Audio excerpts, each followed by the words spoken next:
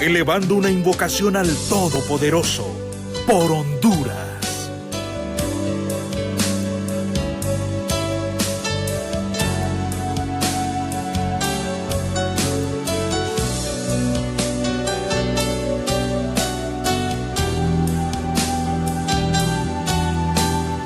Buenos días, Honduras. Qué gusto una vez más poderles saludar y, por supuesto, comenzar el día poniéndonos en las manos del Señor. Yo le pido a usted a que en este momento pueda cerrar sus ojos, inclinar su rostro y acompañarnos en esta oración que a diario hacemos. Primero que nada, para agradecer al Padre Todopoderoso, al Creador del universo y de la tierra, por permitirnos sanidad, por permitirnos levantarnos y ver el sol, a pesar de las adversidades.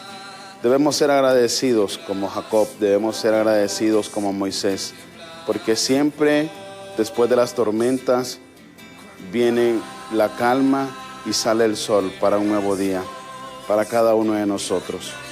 Yo le quiero invitar a que en este momento usted pueda poner en las manos del Señor su vida, la de su familia, la de su negocio si lo tiene. Que pueda poner en las manos del Señor aquel negocio también que tiene en mente para poder emprender. Materialmente, el ser humano solo por su propia cuenta no puede hacer absolutamente nada, pero con ayuda de Dios como guía, con ayuda de Dios como administrador, Él nos brinda su misericordia y su gracia. Y todo negocio que se emprenda en el nombre de Dios sale adelante. Queremos pedirte también, Padre misericordioso, por todos esos médicos que están en primera línea, ponerlos en tus manos a ellos y sus familias, para que tú les cuides y les protejas de este virus. Poner en tus manos a aquellas familias, Señor, que tienen a un pariente interno, aquellas personas que están en la cama de un hospital. Sé tú el médico por excelencia, Padre misericordioso, y permíteles sanidad. Permíteles poder salir de la crisis de salud en la que se encuentran. A aquellas familias que han perdido a un ser amado, dales fortaleza. Envía tu Espíritu Santo sobre ellas para que éste les pueda brindar este maravilloso don y podamos comprender que todo se debe a tu gracia y tu misericordia, aunque sea difícil para nosotros entenderlo. Nos ponemos en tus manos y nos encomendamos a ti para que sea tu amor y tu gracia que nos ilumine y nos guíe siempre a cada paso de nuestra vida. Todo esto, Padre misericordioso, te lo pedimos en el nombre de tu Hijo amado Jesucristo, que contigo vive y reina en la unidad del Espíritu Santo por los siglos de los siglos. Amén. Buenos días, ¿cómo estamos? Bueno, Excelente. Alejandra tiene una semanita de descanso, ¿verdad? Bien merecido. Claro, bien merecido. Sí, bien merecido bien y pues aquí vamos a estar acompañándole nosotros tres. En lo que podamos, pues vamos a servirle. Sí, Y nada, esperando que Alejandra tenga pues una feliz semana de descanso y aquí estamos los tres. Un poquito lesionada también, pero ¿Qué pasó? ella, no, Ale, está un poquito lesionada de la... Sí, en lo que es la jardinería. La jardinería en casa, sí. Pero no, Así que enviamos un saludo. que descanse, ¿verdad? Que descanse, se lo merece. De vez en cuando es bueno tomarse ustedes un momento para respirar. Como relax, para, sí. No necesariamente para viajar, porque en este momento de pandemia No pues, se no se puede, pero sí. sí para respirar. La salud mental debería ser siempre nuestra prioridad. Así es. Etel, Efer, me van a permitir, por favor, miren, ayer estuvimos en la tarde en la zona del reparto y a mí me agrada, don Carlos Zelaya se llama, y fíjate que él me dijo, Jorito, y me llama Jorito. Entonces yo salí, me dice, salúdeme mañana. Don Yo Carlos. todos los días... ¿Reparto por bajo o reparto...? No, es que toda la zona, porque es ciudad 5-1, Ciudad como okay. en la actividad Bueno, política siempre están como lo sectorizadas. dividen por ciudades. Así que a Suyapa Salgado, a doña Carmen y a don Carlos, a toda la gente, hombres y mujeres que nos atendieron de maravilla, a los candidatos que llegamos ahí a diputados, pero lo que quiero resaltar, más que nuestra presencia como la actividad política, es el cariño y la forma en cómo estábamos allá en el acto y él mismo, permítame. Claro. Entonces le digo, sí, no, dígame. Entonces, mire, yo lo veo todas las mañanas, todas las mañanas. Por BTV somos todos. BTV somos todos. Sí, así que muchas gracias a don Carlos, gracias a Suyapa, gracias a Carmencita, a toda la gente que nos recibieron, Luis Pinel, estaba la licenciada Flor Ordóñez, Sasá, que va también de diputado suplente, quien más, que no se me escape, por eso no me... Pero, bueno, la profesora Bessi, mis hijos que siempre me acompañan en esta actividad. Así que gracias, don Carlos. Enhorabuena, gracias. ¿verdad? Muchas y qué gracias. bueno que, y gracias a la gente que siempre nos ve. Esa familia hondureña siempre se levanta con nosotros. Cuando nosotros hacemos una oración, créannos que la oración va directamente pensada en ustedes, en sus dificultades, en sus retos de día, en su salud, en su progreso. Y pues independientemente, el hondureño debe ser la prioridad, ¿verdad? De cualquiera que pueda tener pues estos espacios. Bueno, definitivamente que sí. Sí que muchos saludos y bendiciones. Vean ustedes, el año escolar ya comenzó de manera oficial el día de ayer. Y entre dimes y diretes, entre que sí estamos listos y no estamos listos, en que sí se puede y no se puede este 2021, bueno, pues las autoridades gubernamentales decidieron arrancar de manera virtual una vez más este año escolar 2021. Para eso, en el diálogo el día de hoy con el licenciado Jorge Zelaya estarán dos dirigentes magisteriales porque queremos conocer su punto de vista. Hicimos, vamos a decirlo, licenciado Jorge, todo lo posible por tener autoridades educativas de la Secretaría de Educación. Bueno, hablamos con el ministro. Hablamos con el ministro también para que nos acompañara, pero la agenda de ellos pues parece ser un poco ocupada. Entonces, pero los maestros dijeron vamos a estar presentes, queremos dialogar con Jorgito por estos temas importantes del país, porque lo que les preocupa a los docentes es el tema de que no hay conectividad para las personas de escasos recursos por el internet. Entonces es una situación que los mantiene alerta. Ellos dijeron nosotros estamos listos, vamos a estar con nuestra computadora, con nuestro celular a la mano, pero hay alumnos que no tienen acceso. Entonces vamos a dialogar eso en el diálogo hoy para que estén muy pendientes. Y son muchos estos alumnos. Sí, definitivamente. Sí, a pesar porque no se van porque no les gusta, sino que no tienen el recurso para poder seguir con su educación. Se pretende que sean 2 millones aproximadamente de alumnos los que se matriculen este año. Y que regresen los que se fueron. Y regresen los que se fueron. Más de 300,000. Bueno, comenzamos. Hoy no hay problemas porque no está Ale para hacer el pase. Sí, a cualquiera. No, sí, no. Si ustedes tienen conveniente con nuestros compañeros en calle. No, usted mismo cuando me del dice. árbol caído hace nada. Mire, Suyapa está cerrado. Recuerde que mañana es mañana era 174 aniversario. Johnny Quito está en el sector para que más entonces sería bueno que vayamos con Quito para ver cuál es la situación. No, y no hay problema hoy con Johnny. Sí, no. Así que Johnny, Ariel Quito y luego Samuelito Cuello en San Pedro Sula. Johnny Ariel desde en Suyapa, ¿verdad? En Ermita. En la pequeña. Suyapa, en la pequeña. Johnny Ariel, buenos días, con usted, adelante. Así es, buenos días, licenciado, pero antes de iniciar este contacto, le reenvío los saludos por parte de mi familia hacia su persona. Me dijeron, lo queremos en vivo, dar ese saludo, así que de parte de mi familia, pues le mandan saludos, licenciado, y me alegro mucho que estén pendientes de su persona. De paso, quiero comentarles de que nos encontramos en la Ermita, donde ya diferentes personas han colocado sus puestos de venta con la confianza de que las personas puedan venir por lo menos a hacer sus compras de dulces, sandalias, sus velitas. Hay quienes, y hemos observado, han estacionado sus vehículos en los alrededores de la basílica para poder pues pedirle a Dios y a la Virgen sobre la situación actual en la que está pasando nuestro país. Y como usted puede observar, pues es más o menos la afluencia de locatarios en este lugar, no es para menos. Recordemos de que todo el evento en torno a la conmemoración de la Virgen de Suyapa pues está cancelado. Sin embargo, como le mencionaba, hay quienes han mencionado que pues están confiando en Dios y en la Virgen, que sus productos se les van a vender y las personas van a venir a comprar. Por lo demás, esto es el ambiente que se está viviendo aquí. Lo normal, lo cotidiano es lo que está pasando aquí en la Ermita. Y como usted observa, la Ermita está cerrada, lo mismo que la catedral está totalmente cerradas estos lugares. Sin duda alguna, pues es lamentable porque una fecha como hoy estaría pues lleno de personas para poder celebrar y conmemorar el hallazgo de la Virgen de Suyapa. Si no tiene más consulta, licenciado, retornamos con usted a los estudios principales. Bien, gracias Johnny, gracias Carlos y muchísimas gracias por el saludo de su familia y por supuesto se los reiteramos.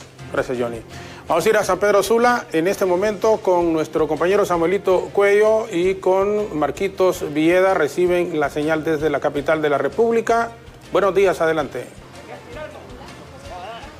Buenos días, licenciado Jorge Zelaya. Buenos días también a toda la audiencia que nos ve por la pantalla de Hola Honduras este martes 2 de febrero. Me encuentro con el dirigente del transporte pesado, don Edgardo Meléndez, ya que hay una situación bastante lamentable. Ustedes en este momento están exigiendo que se les brinde algún tipo de información sobre esta vacuna. Ustedes que hacen los viajes a nivel internacional y que necesitan de esta importante dosis para cuidar a sus empleados prácticamente que estarán viajando en los próximos días a nivel centroamericano. Muy buenos días, don Edgardo. Mire, nosotros hemos estado,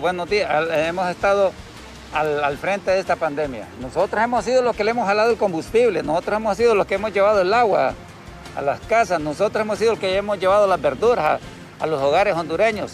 Entonces, es cierto que nos pagan por eso, es cierto. Pero la verdad de las cosas, que también nosotros necesitamos un lugar para eso de la vacuna. Si así a los doctores les pagan, a los bomberos les pagan, a los policías les pagan. Entonces nosotros también necesitamos que también estemos también en la misma posición que están los doctores, que están los bomberos en ponernos la vacuna. No nos estamos peleando, porque la vacuna se cree que va a venir después del 15. Pero sí necesitamos un puesto. ¿Por qué? En Estados Unidos, un país del primer mundo, le estoy diciendo, y si quiere investigue, los conductores de equipo pesado están igual catalogados como un doctor, como un bombero, como un policía para poner la vacunación. Entonces, ¿cómo es posible que allá, en un país donde hay un montón de científicos, que hay las grandes lumbreras del mundo, allá le están dando el número 1 también a los conductores? Entonces aquí no lo estamos pidiendo para nosotros, como dueño yo, no. Si hay algún lugar donde hay que pagarla, yo me la voy a ir a poner pagada. Pero a los conductores de nosotros, que sí se les ponga la vacuna en el primer grupo que venga la vacuna. Ricardo, pero ustedes no aparecen ni en los primeros 5 grupos que lanzaron ayer oficialmente por parte de la Secretaría de Salud. ¿Hay inconformidad con esto? No, es una irresponsabilidad, pues, y no es que estamos peleando, como volvemos a decir, son injustos. Estamos pidiendo simplemente justicia, que a los conductores estén catalogados en el grupo 1. De no ser así, pues, vamos a tener que, volver a reclamar, porque la vacuna no ha venido. Esperemos que sea un error, pero que se incluya en el número 1, igual como los doctores, los policías, a los conductores de camiones. Esto puede provocar también un poco de incertidumbre, ya que no ha venido la vacuna y pues ya muchos sectores se la quieren poner. Bueno, ya estamos temerosos nosotros, porque mire, no le voy a mentir, se nos han muerto un montón de conductores de equipo pesado, y entonces, y cómo es posible que irresponsablemente saben de que nos dicen, hey, en medio de la pandemia lleven el combustible, lleven estas verduras, lleven acá, lleven estas medicinas, y no nos están tomando en cuenta. Es injusticia eso. Entonces ahora nosotros estamos diciendo, tómenos en cuenta en el primer grupo para que podamos estar haciendo justicia. Muchas gracias a don Edgardo Meléndez, que a esta hora pues, nos ha atendido muy amablemente. Ahí está, el gremio del transporte pesado está exigiendo en este momento que se les aplique la vacuna en los primeros 5 grupos mismos que salieron pues, en las últimas horas ya por parte de la Secretaría de Salud. A esta hora del día, con las imágenes de Marco Villeda, vamos a hacer una breve pausa comercial, pero ustedes no nos deben cambiar. Siga bien sintonizado y disfrutando de la programación de BTV, específicamente con Hola Honduras. Buenos días.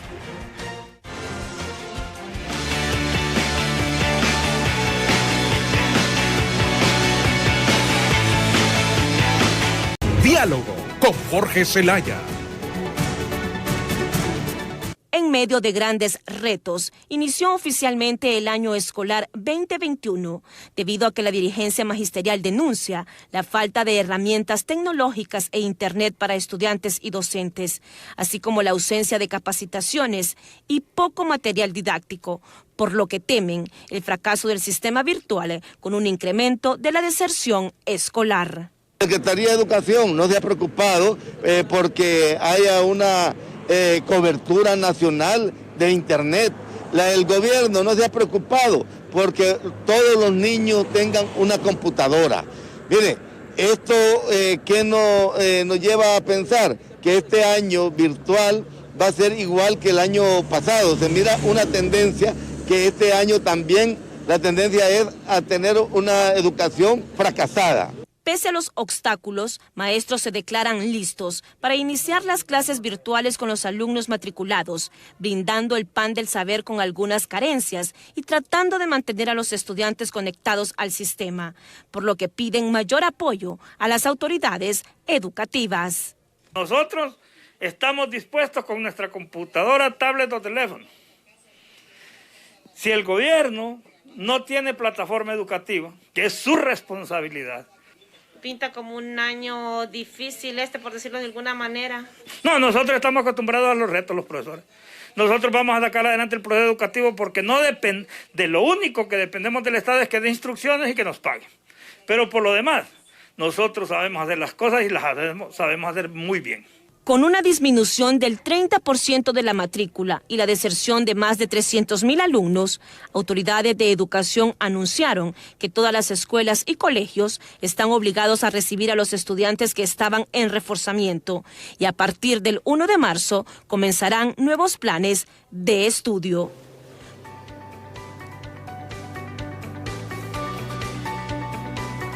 Con el reto de superar la matrícula de más de 2 millones de estudiantes, arrancó ayer el año escolar 2021 de manera no presencial en el sistema educativo nacional.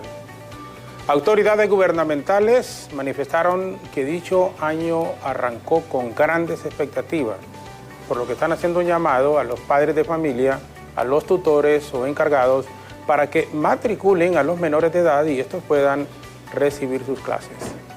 Ante ello, la Secretaría de Educación ha flexibilizado el proceso de matrícula porque ahora el padre de familia no tiene que llevar partida de nacimiento.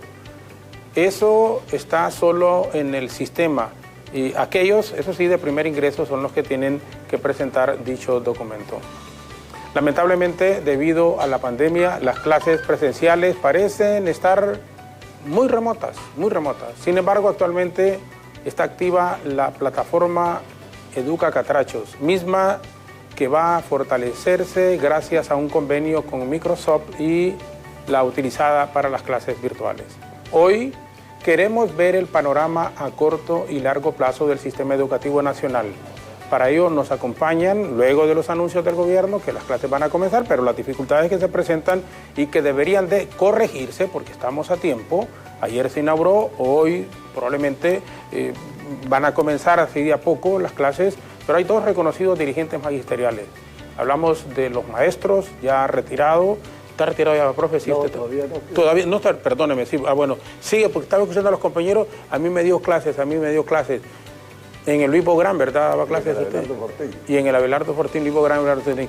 Luis Sosa y Onan Calix, quienes van a conversar con nosotros sobre las expectativas para este nuevo reto a nivel educativo. Y es que la educación pública, que es la mayoritaria en el país, debería de, en todo caso, también ponernos a tono y acercarnos a la privada. Pareciera que aquí solo la gente de dinero o quienes tienen esa posibilidad pueden accesar a tener, por ejemplo, que se imparte inglés, que tengan computadora, pero en las clases públicas no. Eso ya el gobierno en general, independientemente de quién sea, debe de cambiar esa política en Honduras. Las oportunidades deberían de ser para todos. Igual aprende un hijo de un rico como un hijo de un pobre.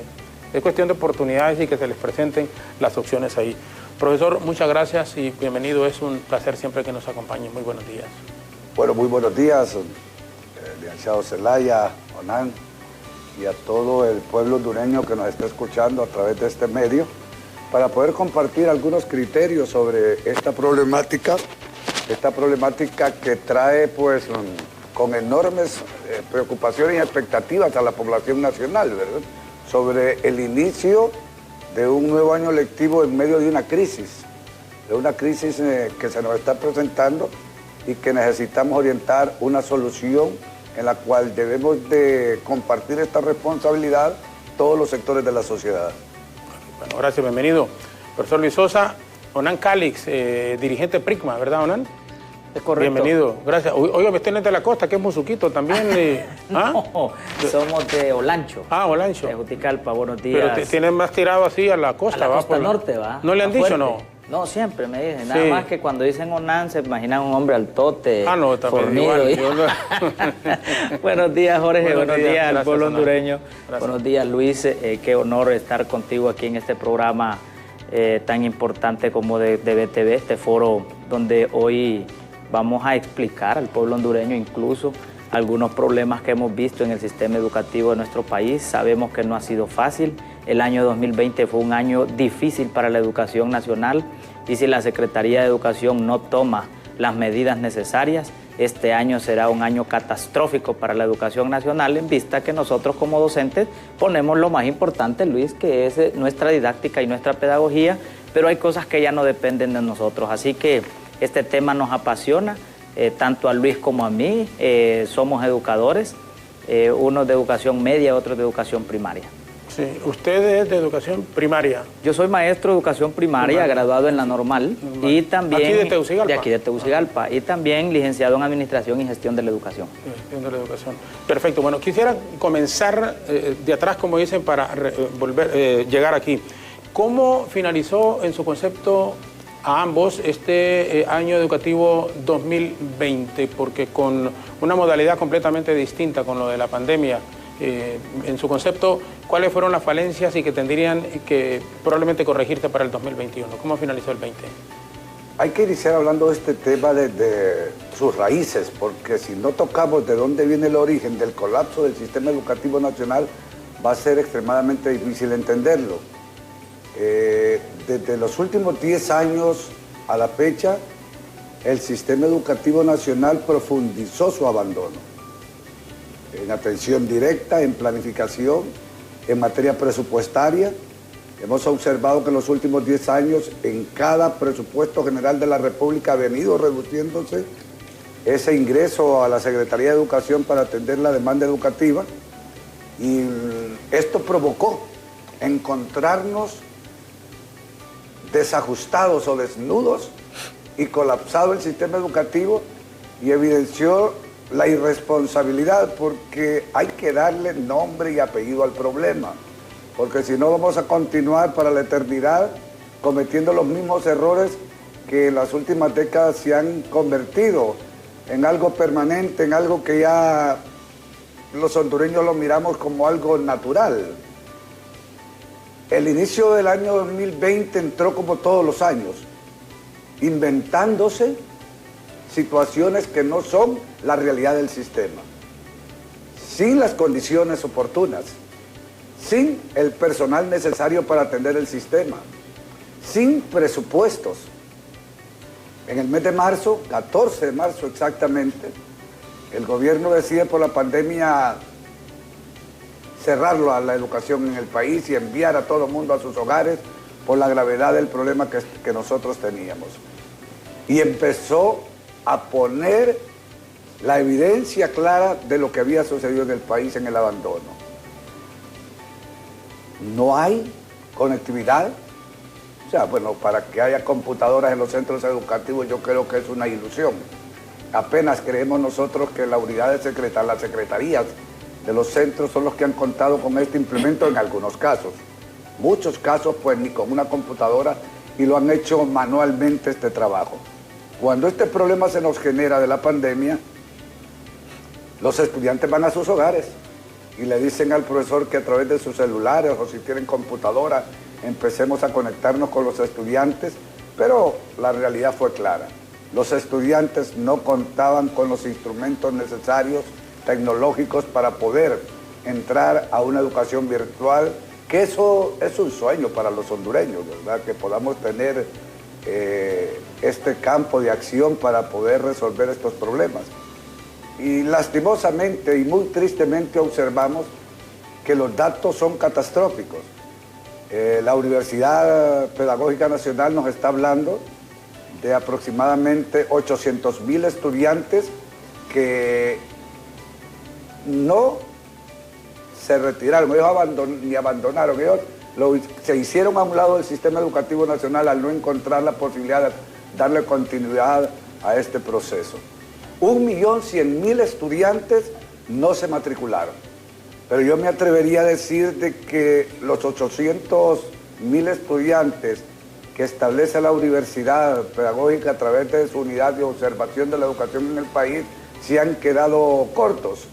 Me parece que están trabajando un poco relacionado con la Secretaría de Educación, más como datos estadísticos para los organismos internacionales y para la inversión que la Universidad Pedagógica necesita para el desarrollo de sus funciones.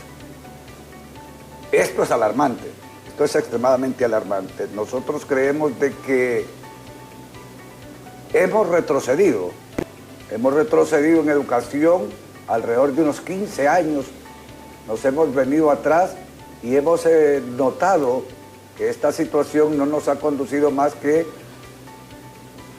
a definir y a dejar claro, Jorge, lo que nosotros hemos venido denunciando durante muchos años.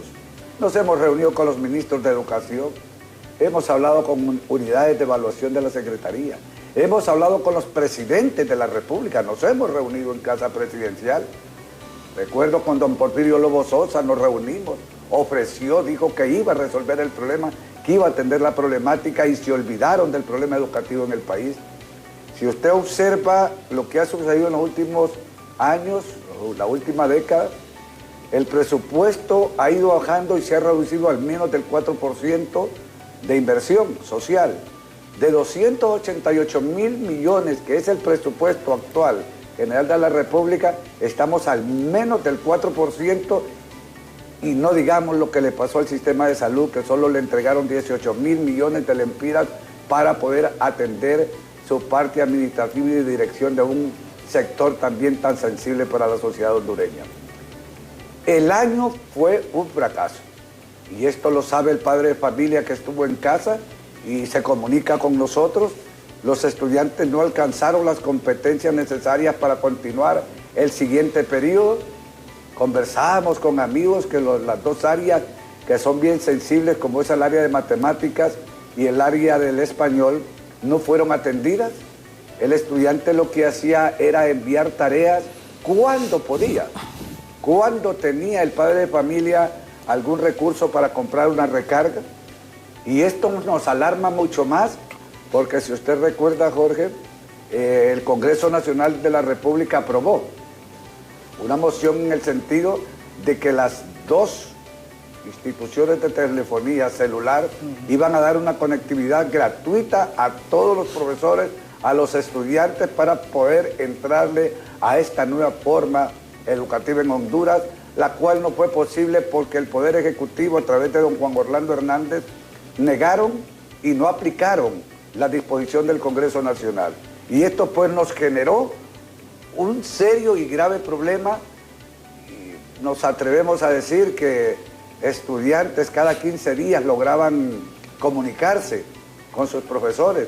Los profesores hicimos lo posible para poder acercarnos a los estudiantes y al padre de familia, y fue totalmente difícil. Tomando como base que fue un fracaso el 2020, lo que ha apuntado ahorita el profesor Sosa,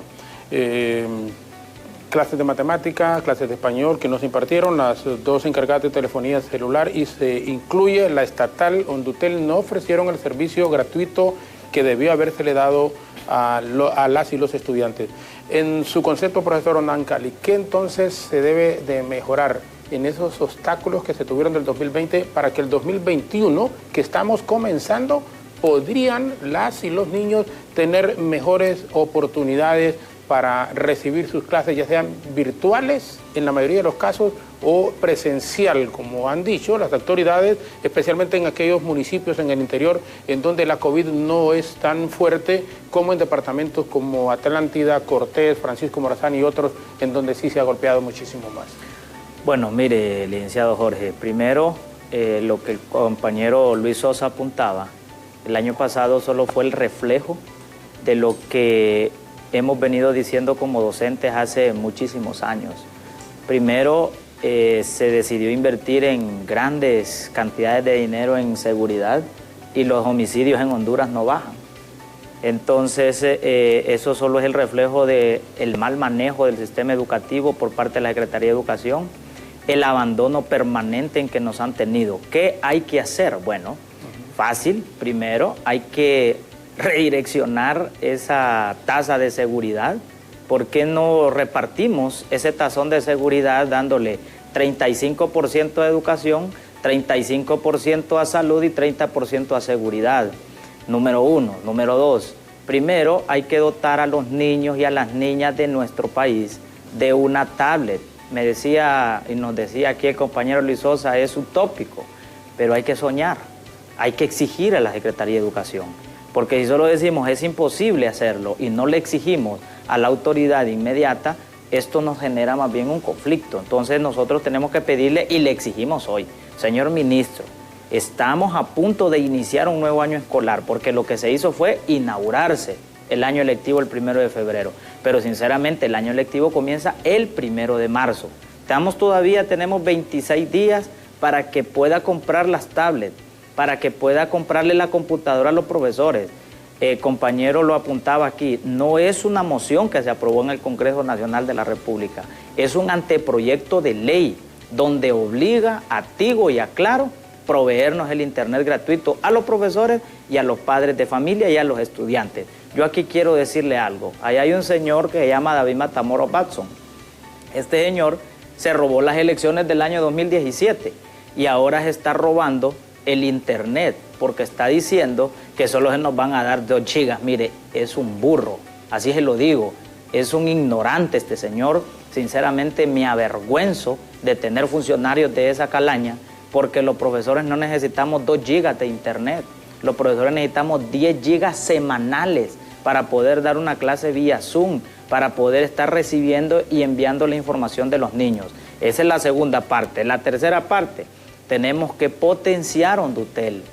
¿Cómo es posible que estas 2 compañías de Tigo y Claro, y aquí lo digo, se han hecho archimillonarios en Honduras? ¿Por qué en Guatemala sí dan el internet gratuito a los profesores? ¿Por qué en Nicaragua y en Panamá sí lo hacen? ¿Y por qué no lo hacen en Honduras si aquí han hecho los clavos de oro estos señores? Entonces, hoy le exigimos a la Secretaría de Educación, al presidente de la República, bueno, si es que tenemos presidente, que se amarre los pantalones y le exija a Tigo y a Claro podernos brindar ese internet gratuito. ¿Qué otra cosa tenemos que hacer, Jorge? De manera inmediata y urgente, mandar a imprimir los libros de texto. Desde el año 2006, desde el año 2008, que fue la última vez que se imprimieron los libros de texto, no han vuelto a llegar libros de texto a los centros educativos. Y los únicos libros de texto que han llegado han sido los de Lectores a Líderes, que es un convenio con USAID, pero no es una inversión del gobierno de Honduras. Además de eso, ¿por qué necesitamos esos libros de texto? Porque esos libros de texto nos van a servir para el área rural, donde no existe ni conectividad, donde no existe banda ancha, donde no existe un dispositivo electrónico más que la educación por radio. Otra inversión que se tiene que hacer de manera inmediata es la capacitación docente. Miren, nosotros tenemos años de no ir a una capacitación docente auspiciada por la Secretaría de Educación, porque todas las hace USAID y es sobre un tema específico que es español. Área de español y matemáticas solo la vemos de manera superficial. Tenemos que ir más allá en la capacitación docente, en el manejo de las TIC, capacitación a los estudiantes, capacitación a los padres de familia. Otro aspecto importantísimo, no toda la vida vamos a vivir en la virtualidad, Jorge. Vamos a tener que regresar en algún momento a los centros educativos, pero el 95% de los edificios de nuestros centros educativos están colapsados. Esa es una realidad. No tienen agua, otros no tienen energía eléctrica, otros no tienen ni los servicios sanitarios, es decir, no tienen tu servicio de aguas negras. Entonces, ¿qué sucede con esto? El Congreso Nacional, y no me vengan a decir a mí aquí, la Secretaría de Educación, que no hay pisto, porque sí hay billete. El Congreso Nacional les aprobó 80 millones de dólares el año pasado. No me vayan a decir que hicieron lo mismo que con los hospitales móviles, para que todavía no se instalan y que los que están instalando no sirven. No me van a decir que ya se robaron ese pisto, por Dios santo. Entonces, esos 80 millones de dólares deben de invertirse. Capacitación, dotación de material y equipo para los estudiantes, para nosotros los docentes y los padres de familia. Estaba claro, perdón, solo vamos a hacer una continuidad a este sí, aspecto. pero bueno, tenemos pendiente pausa, pero yo también, porque aunque las opiniones que valen son las de ustedes, yo las comparto al 100% cuando hablan, por ejemplo, de la tablet, hablan de la capacitación a los docentes, hablan de redireccionar el presupuesto general del Estado, que se da gratuito el sistema aquí mismo en Centroamérica, en Nicaragua, creo que en Guatemala también se da, en Panamá se da. Entonces, ¿por qué no hacerlo aquí? Y le digo esto porque cuando uno escucha al ministro, y lo digo con respeto, igual que con ustedes siempre, pero uno pareciera que el sistema educativo va para adelante, va bien. Entonces, cuando hablamos con EFER ayer, por la presencia de ustedes, bueno, ellos vienen y van a criticar, y en efecto sí, pero también están dando posibles soluciones en la implementación de nuevas acciones a través de la Secretaría de Educación, que es la encargada de dirigir el sistema educativo en todos los países del mundo. Pero también la colaboración, el binomio padres, maestros, es sumamente importante para salir adelante. Por eso es siempre, y el llamado se le hace a las autoridades educativas, al gobierno central como tal, los presupuestos deben ir más encaminados a educación, a salud, que son los aspectos, y no aspectos completamente de seguridad. Uno no dice que la seguridad no es importante, claro que es importante, y bajar esos índices de inseguridad que se vive en el país, pero la percepción es que no se bajan. Dicen hay un 40% de muertos por cada 100.000 habitantes, pero aparece gente muerta a cada rato, a cada rato. Entonces, ¿se justifica esos altísimos presupuestos que se están manejando? No se justifican.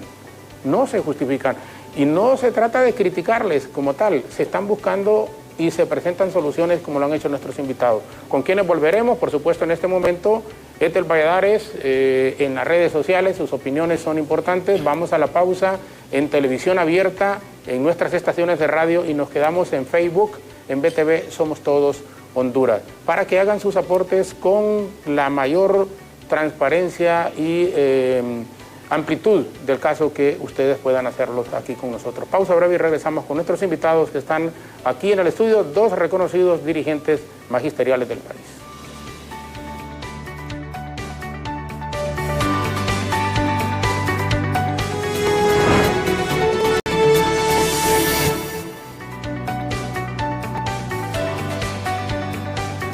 Bien, gracias Ethel. Regresamos en la televisión abierta, en nuestras estaciones de radio, y continuamos en Facebook, en BTV Somos Todos Honduras, en forma simultánea. Usted deja ahí sus comentarios, sus consultas a los dirigentes magisteriales o sobre la problemática que se está viviendo en el sistema educativo del país. Estamos por comenzar, decía Onan, el año escolar se inauguró ayer, pero las clases no han comenzado aún. Entonces se pueden hacer algunas correcciones en el camino y sentimos que es lo más importante.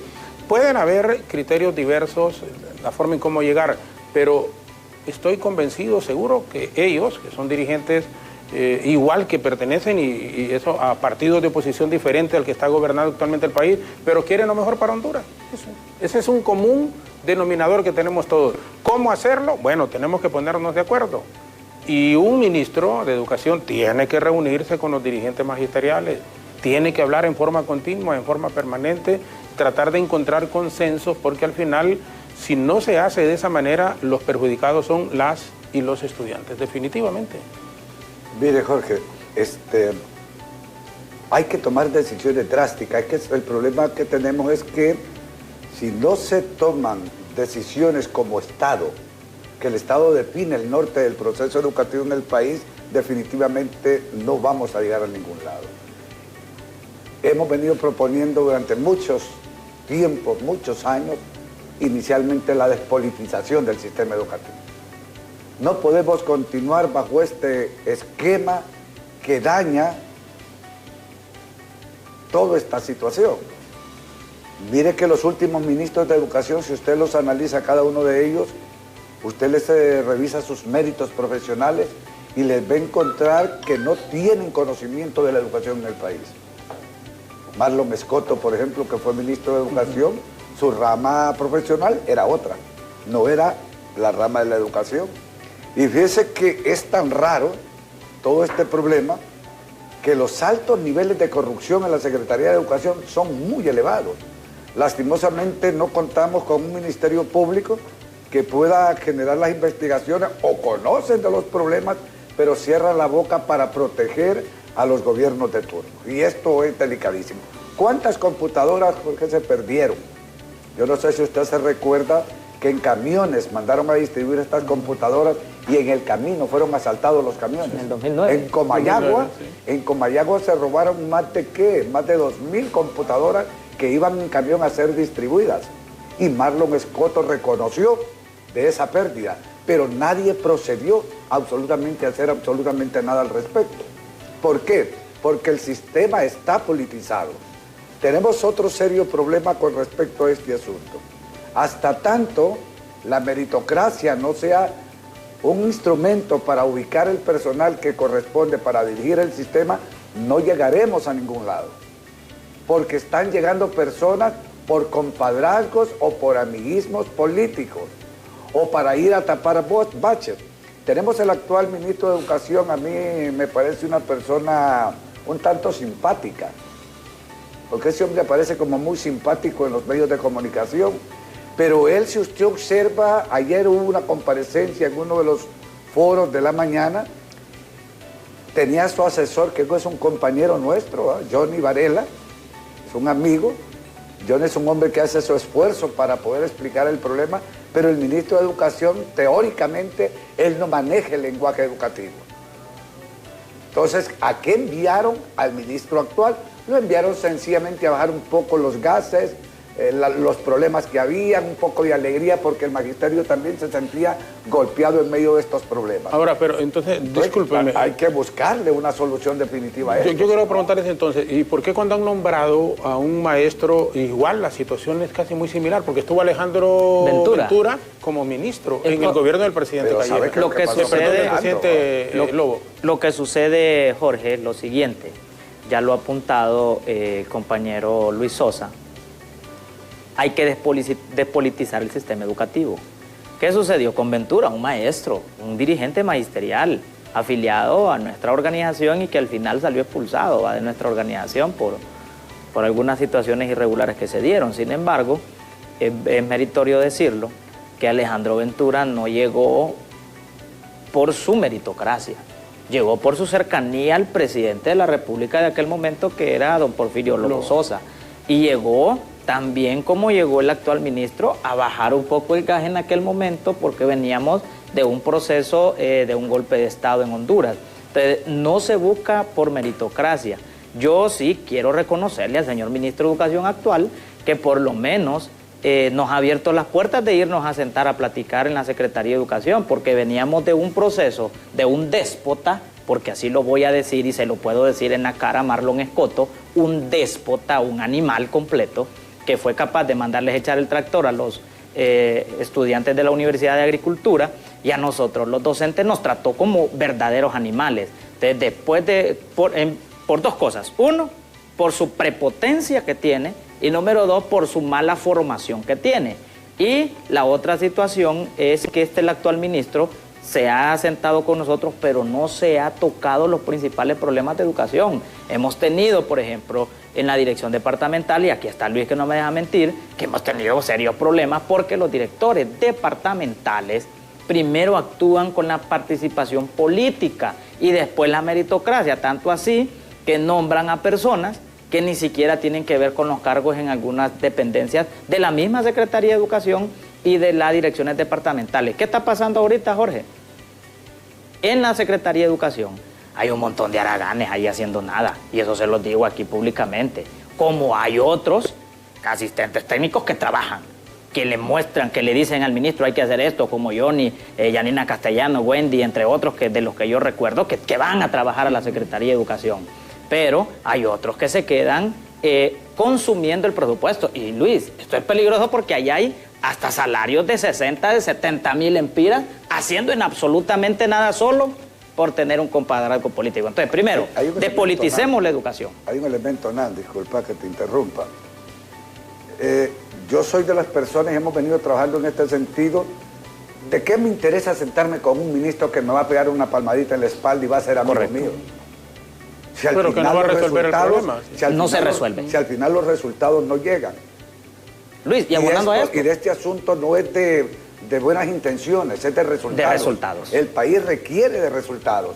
Fíjese que usted se recuerda, Jorge, a un personaje muy famoso para el magisterio, don Carlos Ávila Molina. Siempre, claro, el ingeniero. Que él se fue para el... Sí, estuvo en el Vaticano, años después de ser ministro. De embajador, ¿no? Embajador, sí, estuvo. representar al país. Sí. Fíjese que Carlos Ávila Molina es uno de los ministros que más me ha llamado la atención, aunque tampoco él tenía el campo de la rama de la educación, pero este hombre era muy directo y en hablar las cosas correcto, y plantearle sí. y decir, Yo lo conozco así muy bien, se va a hacer muy y bien. este es mi punto de vista y se podía hablar con él, porque sencillamente una posición acá, la otra acá, no llegábamos a acuerdos, pero manejábamos un respeto sobre las individualidades y las organizaciones. El problema que tenemos en la actualidad, y con el respeto que se merece este señor que está como secretario de Educación. Arnaldo Bueso. Me interesa a mí sentarme con don Arnaldo Bueso, si no voy a resolver nada cuando Javier Menocal, que es viceministro de Educación, es el que está dentro de las bambalinas manejando todo el proceso político, haciendo y deshaciendo sobre el problema de la educación. Entonces yo creo que don Arnaldo Bueso lo que debería de hacer es renunciar, hombre. Mire, el daño ocasionado a la educación no es producto de los padres de familia, no es producto de los estudiantes ni de los profesores.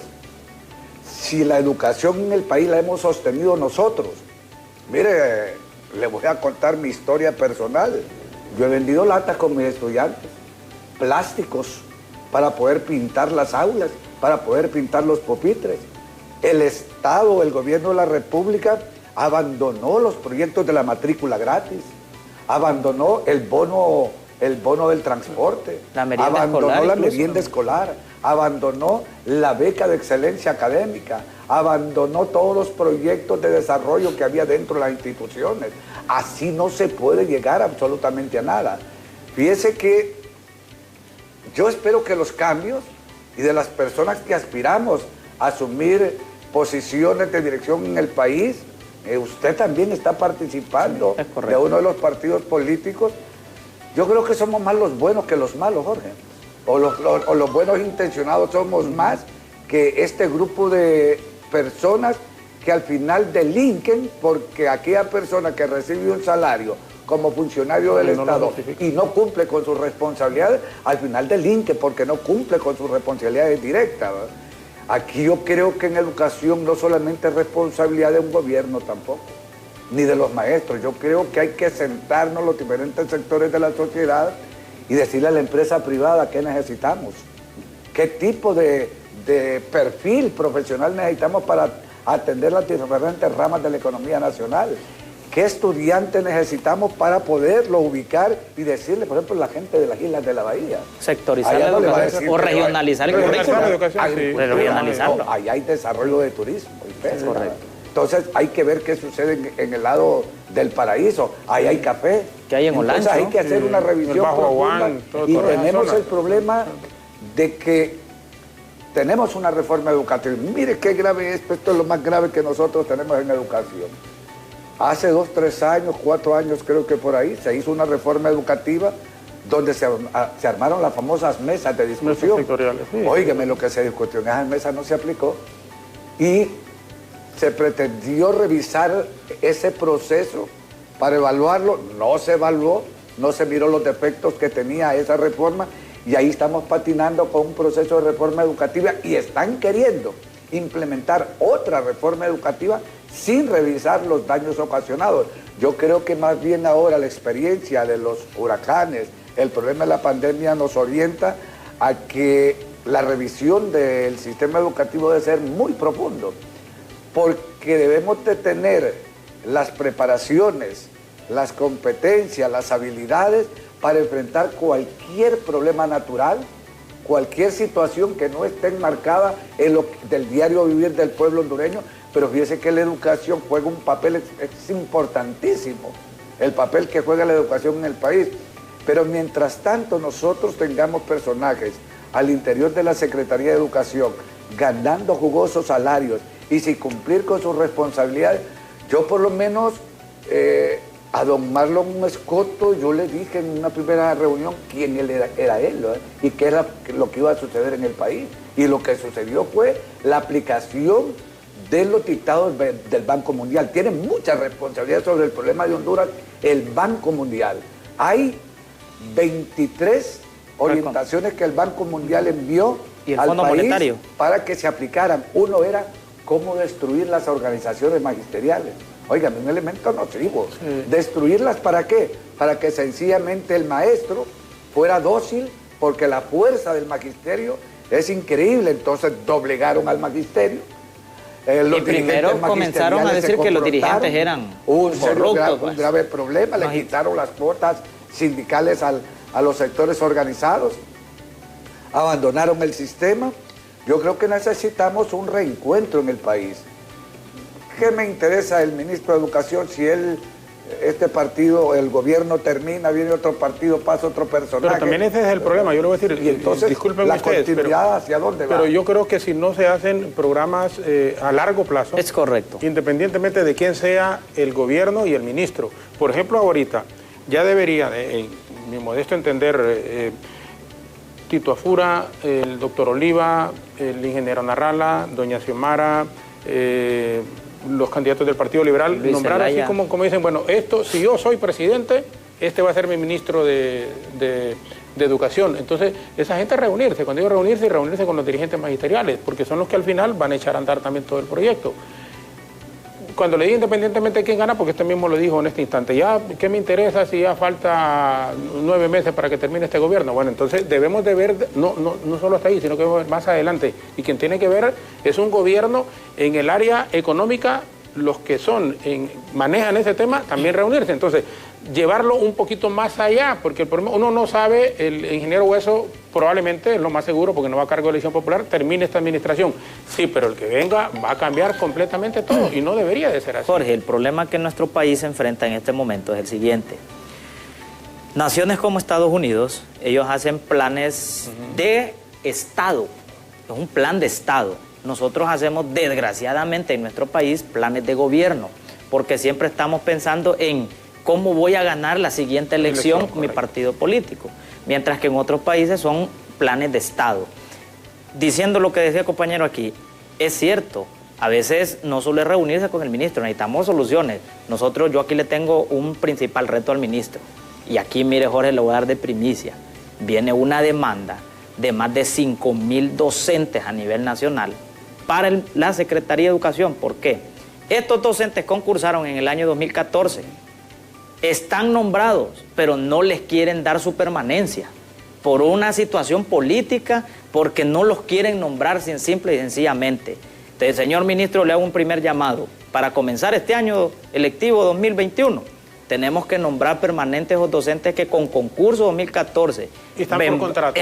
Están interinos, tienen 3, 4 años, pero ni la empresa privada hace una situación como esta. Entonces yo le digo al ministro hoy, por favor, de manera inmediata, señor ministro, resolvamos este problema, si no la demanda va. Si no tienen ni para comprar las tablets famosas, peor para estar pagando demandas millonarias en contra de la misma secretaría. Pero no es culpa del gobierno, discúlpame. El problema es que aquí nosotros no mandamos en Honduras, y hay que aceptarlo. El gobierno no manda, aquí mandan los organismos internacionales y la embajada americana. Aquí se hace lo que ellos dicen. Entonces aquí nosotros, este país fue entregado, nuestra soberanía fue entregada. O sea, para tomar una decisión, ¿quién tomó la decisión de que los profesores entraran por contrato? Los organismos internacionales dieron las pautas para hacer la movilidad y la movilidad que deben de hacer ellos al interior del sistema educativo. Tanto así que nos tienen corriendo. Mire, ¿por qué en El Salvador, hace poco Bukele acaba de plantear que ahorita a inicio de año va a entregar 1 millón de tablets a los estudiantes? Aquí nomás en El Salvador. Óigame, y se supone que El Salvador es un país más pequeño, menos territorio. Más, pero un país, un pueblo trabajador. Pero es que dejaron de robar. Ajá. El gobierno dejó de robar. Y hay posibilidades. Mire, no nos vayamos tan largo. Aquí está la experiencia cubana. Un país bloqueado. Óigame la competitividad que tienen los egresados de las universidades cubanas. Usted hablaba de un elemento. Costa Rica, que lo tenemos aquí cerca. Decía Jorgito, que el ministro va a hacer tal. Ahí en Cuba tienen una escuela exclusivamente para los que van a ser ministros. Para ministro de Economía, para ministro de Salud, para ministro de Educación, compiten 10, 15 personas y escogen al mejor personaje y lo envían a asumir este tipo de responsabilidades. Mire, qué lástima que este país haya sido utilizado durante muchas décadas, ¿verdad? Porque da vergüenza a veces salir al extranjero y decir, soy hondureño. Nos relacionan por narcotráfico y nos relacionan por indignos. Fíjese que si usted recuerda que en unas elecciones pasadas la embajadora Fulton llegó al Tribunal Supremo Electoral a ratificar un proceso electoral sin ser ni embajadora, era encargada de negocios. O sea, estamos tan sublevados, hasta tanto no rescatemos nuestra dignidad como país. La institucionalidad. Hasta tanto no digamos hacia dónde queremos caminar. Yo creo, Jorge, que fíjense que los sueños, que nosotros que somos ya una década, una generación de salida, ¿verdad? Porque somos generación de salida, no vamos a lograr ver esos cambios, pero sí se está dando un fenómeno. Mire, este pueblo es un pueblo pacífico, es un pueblo trabajador, callado. Todo tiene. Mire lo que sucedió ayer en la colonia Aracalpules.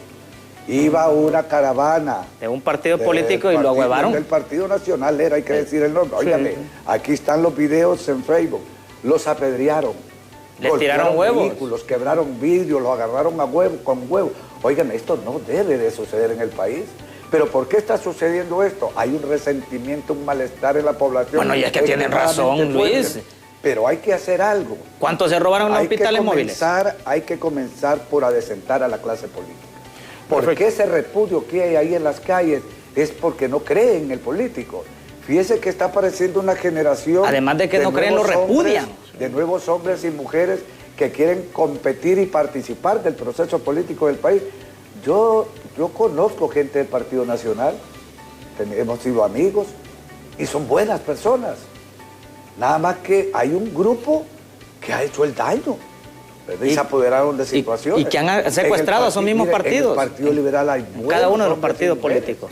En Libre ha aparecido una gama de mujeres y hombres, pero es de soñadores, de gente que quiere aportarle algo al país. Pero hay personas que tienen secuestrado también el partido, a todos los partidos. Hay que hacer algo. Desgraciadamente. Y fíjese que ese pacto social que se viene hablando ya días, y a tiempo se viene hablando del pacto social, y ahí compartimos su criterio en el sentido de por qué no sentarse, hombre.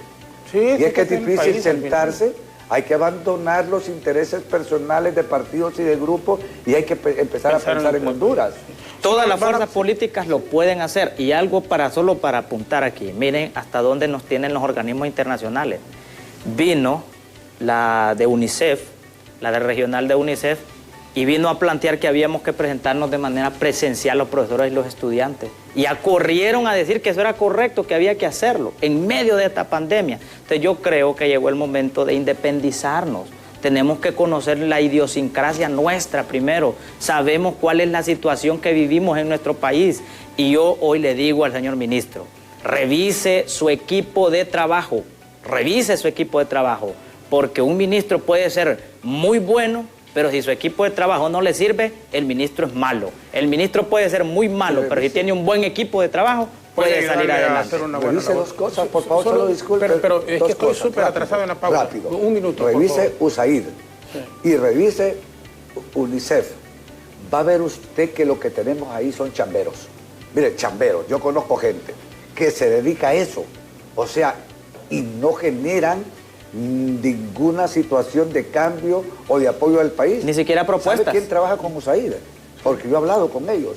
Y ellos les pagan y les dan instrucciones para gastar y consumir un presupuesto enviado desde los Estados Unidos.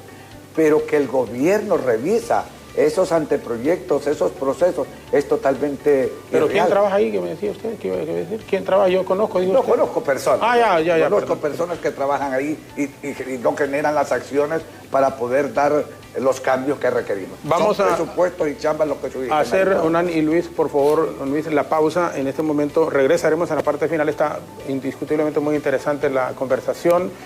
Dos reconocidos dirigentes magisteriales del país sobre la problemática educativa en Honduras cuando estamos a punto de comenzar las actividades a todos los niveles en el campo educativo público. Pausa en la televisión, en las estaciones de radio y en Facebook. Continuamos aquí con Ethel Valladares.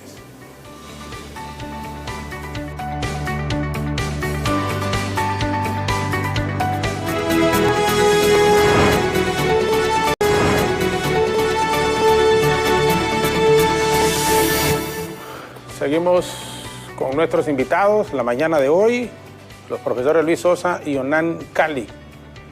Gracias, Ethel, la participación de nuestros amigos televidentes, radioescuchas y en Facebook, en BTV Somos Todos Honduras. Resumimos, no hay condiciones para volver a clases presenciales, por lo menos ahorita. Mire, el año pasado, por el mes de junio, se me hizo esta pregunta. Mientras la Secretaría de Educación decía que en unos meses regresábamos, yo planteé que era imposible el retorno. A finales de este año me volvieron a hacer la pregunta a los medios de comunicación y les aseguré, no regresamos a clases, no hay condiciones. ¿Ahorita? Ahorita le comento lo siguiente. Imagínense que nos están hablando que las vacunas van a entrar en la primera quincena de febrero, que no es cierto.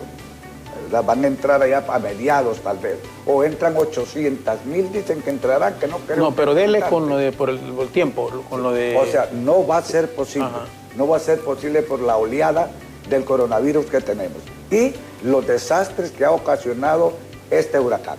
El padre de familia lo que debe de exigir es la conectividad a través de internet, exigirle al gobierno de que aplique esa resolución del Congreso Nacional, pero que hablemos en serio, por favor, ¿verdad? Y que el padre de familia esté claro. En la Secretaría están teorizando, están armando modelos y maquillando situaciones cuando la práctica, la realidad en el barrio, en la colonia, la situación es otro mundo. ¿Onan hay condiciones o realmente no? Tenemos que seguir como hemos estado y lo que apuntaba el profesor Sosa en el sentido de exigirles, no pedirles, a estas compañías de telefonía móvil que den ese servicio gratuito que el mismo gobierno puede presionar para ello. Bueno, las condiciones no existen. Primero, no tenemos, para poder regresar, ni siquiera los médicos tienen las medidas de bioseguridad o el equipo de bioseguridad. Primero. Segundo, ni los centros educativos están preparados para poder atender a los estudiantes. Tercero, sería un genocidio al no tener la vacuna contra el COVID-19, llevar a los niños, a los profesores, a los padres de familia. Le explico por qué. Un profesor atiende 30 niños. Imagínese usted, no son 30 niños, son 30 hogares que va a ir a infectar este docente si es que en el trayecto de la ciudad hacia la aldea se enferma o se contagia. Entonces, yo creo que no tenemos las condiciones, no lo vamos a hacer.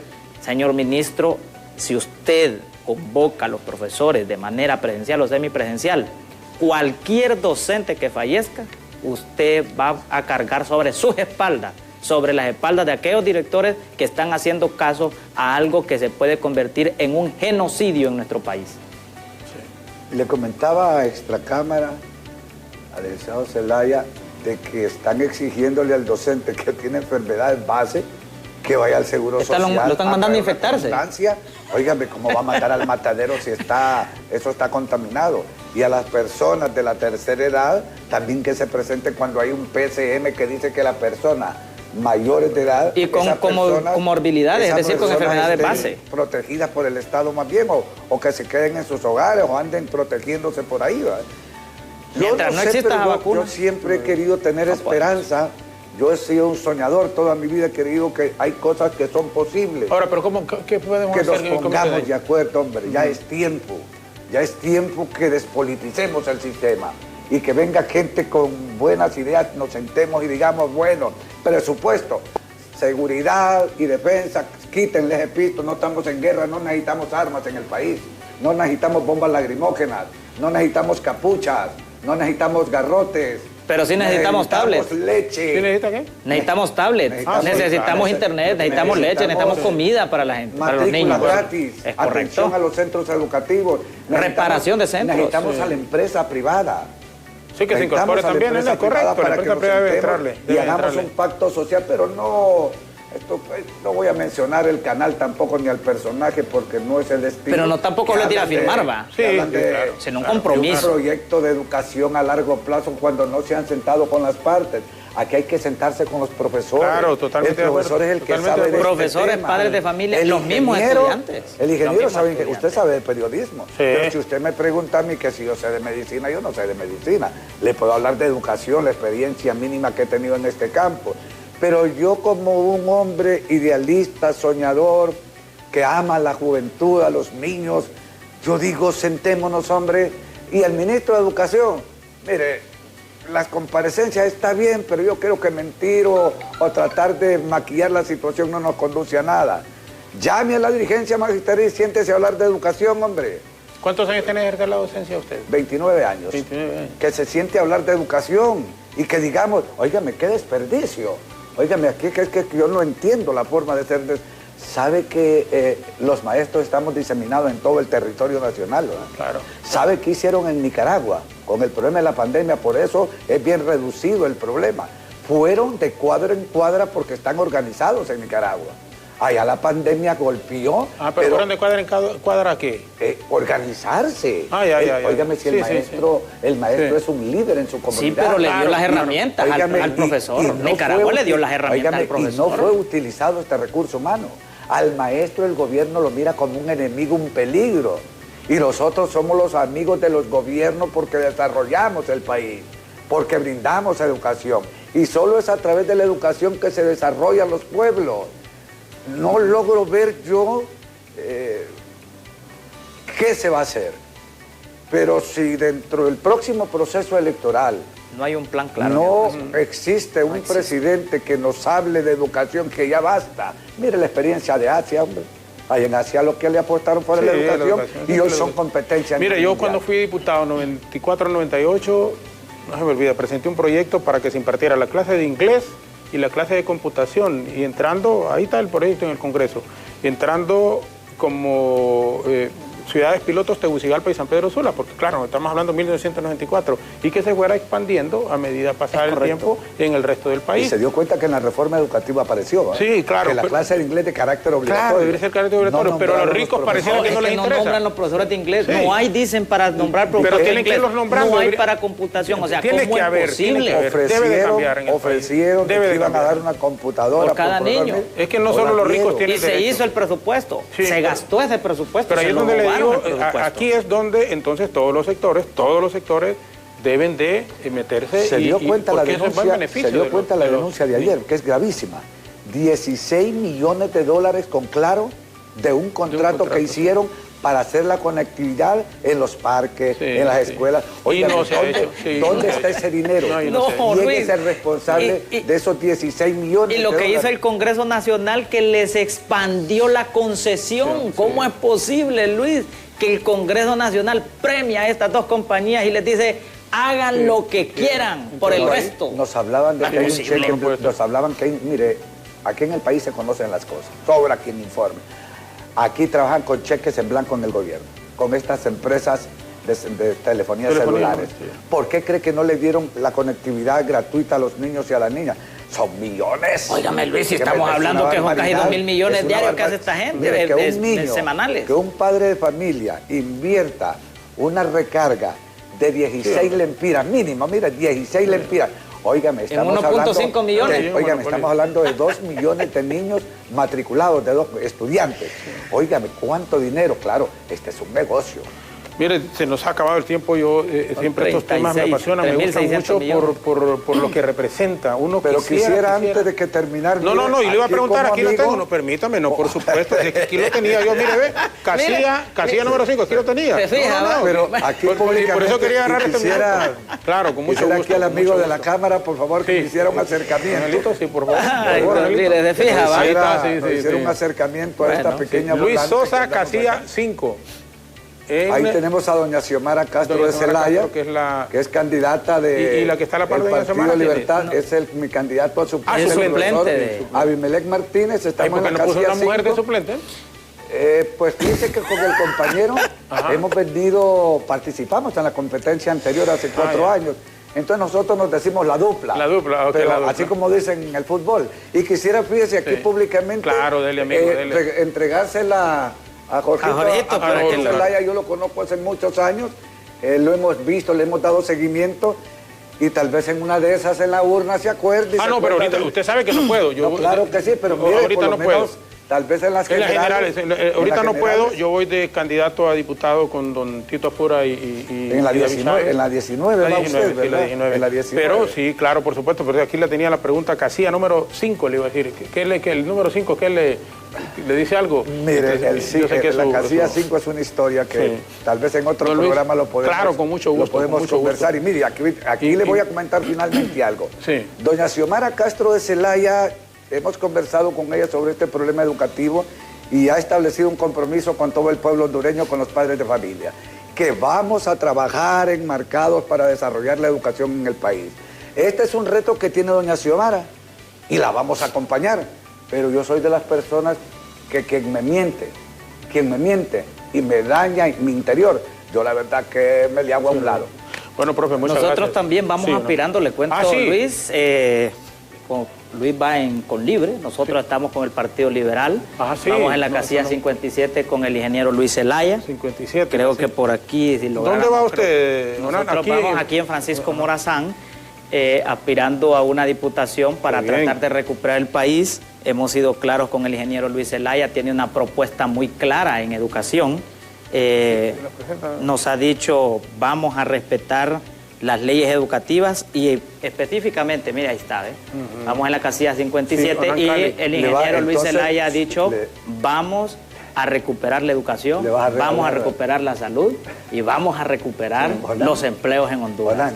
Yo le regalé la viñeta. Yo le voy a regalar regáleme el celular para cambiar esto, porque mira, está todo quebrado. Bueno, muchas gracias. No, todo lo contrario, gracias a usted. Le agradecemos mucho la participación y muy bonito programa. A mí me agrada mucho, Jorge, participar, compartir. Y lo hemos hablado, un hombre de Olanchito, Lloro, que siempre le he dicho mi segunda patria porque he convivido mucho en Olanchito. Muy bonito Olanchito. Muchas amistades en Olanchito y ha sido pues muchas gracias y esperamos que no sea la primera, bueno, ya hemos estado. Ya varias. Ahora con Onan sí es la primera vez, porque usted ha venido, es que solo los aleros trae de él, mira, solo del grupo de Libre. No, ha sido un gusto, de verdad. Gracias. Muchas gracias. Y al pueblo hondureño decirle, muchísimas gracias. La casilla 5, participen. Los que son de Libre en la casilla 5 con el profesor. Los que son liberales en la casilla 57 con Onan. Los que son liberales, porque hay que ir. Es correcto. Y los que son del Partido Nacional, pues. Yo pertenezco a un movimiento interno que se llama el FRP. El FRP, Fuerza de Refundación Popular. Ahí van 23 compañeros, vamos 23 compañeros muy buenos, pero hay opciones, ¿verdad? Hay opciones a poder tomar decisiones. Bueno, muchas gracias una vez más. Onan Calix, dirigentes magisteriales, don Luis Sosa, ambos también, y al final lo dijimos, pues yo creo que es darle la oportunidad, y lo hacemos abiertamente aquí, que tienen también derecho y es gente buena que debería de estar involucrada en la toma de decisiones en el país. Partido Liberal, Partido Libre, y que vamos a un proceso interno el segundo domingo del mes de marzo. Nacionalistas, liberales y libre. Así que les agradecemos, hablando de un tema tan trascendental y tan importante como es la situación de la educación en el país, que debe de ser una prioridad. Desde este espacio admiramos realmente siempre el trabajo de los docentes, de los padres de familia y de los alumnos que han tenido que sacrificarse para poder llevar clases de forma virtual. 2 millones de menores esperan este año volver a ver a sus compañeras y a sus compañeros y poder de repente participar en las aulas de clases, aunque nos han indicado aquí los dirigentes magisteriales que eso es prácticamente imposible, por lo menos de momento. Mientras esto se vuelve una realidad, la sociedad debe aprender a vivir con un virus que nos ha puesto de rodillas, y las autoridades deben ser veedoras que la niñez en Honduras pueda tener acceso completo y en forma gratuita a un futuro educativo sin restricciones, de ninguna naturaleza. Una vez más, gracias a nuestros distinguidos invitados, repetición de este diálogo hoy a las 11 en punto de la noche, y como decía Ethel, también en nuestras plataformas digitales usted puede ver la repetición también ya a partir de este momento. Efer Guevara, Ethel Valladares continúan hasta las 9 en punto de la mañana, y nosotros les esperamos mañana en lo que es la celebración del 274 aniversario del hallazgo de la Virgencita de Suyapa. Estaremos abordando esta temática. Los que somos católicos siempre le rendimos nuestro tributo, nuestro respeto y nuestro amor a la Virgencita de Suyapa. A todos y a todas, muchísimas gracias, muy buenos días y que Dios les bendiga.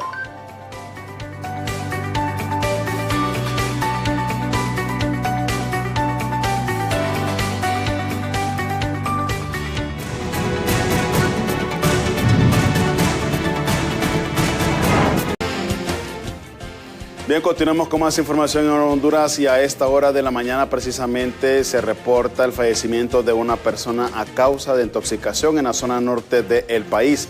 Nuestro compañero Samuel Cuello está en vivo en este sector para darnos esta noticia. Samuel, buenos días una vez más con usted para que nos dé esta información y nos diga en dónde está ubicado precisamente este lamentable deceso.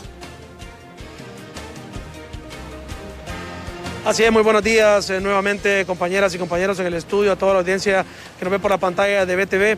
Estamos ubicados en la 11 calle 3 avenida del barrio Medina, donde lamentablemente una persona ha perdido la vida producto de las bajas temperaturas y también producto del intoxicamiento alcohólico. Esta zona se presta para que este tipo de personas, cuando baja la noche y bajan las temperaturas, pues vengan a este tipo de parqueos, específicamente aquí en el parqueo del Instituto Debe y Haber del barrio Medina. Ya elementos de la policía pues han acordonado la escena y están a la espera de medicina forense para que realice el debido levantamiento.